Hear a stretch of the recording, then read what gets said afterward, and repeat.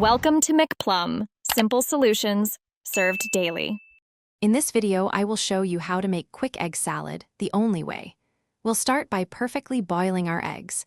Take 6 large eggs and place them in a saucepan, covering them with about 1 inch of cold water. Bring the water to a rolling boil, then immediately turn off the heat. Let the eggs sit in the hot water for exactly 10 minutes to ensure they are perfectly cooked, not overdone. Once your eggs have rested, quickly transfer them to an ice bath. This stops the cooking process and makes them much easier to peel.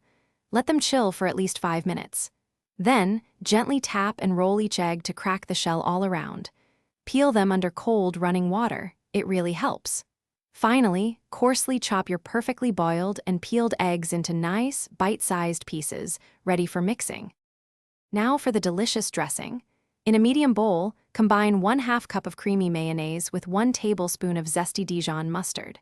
Next, stir in 1/4 cup of finely diced celery for a lovely crunch, and 1 tablespoon of fresh chopped chives for a hint of oniony flavor.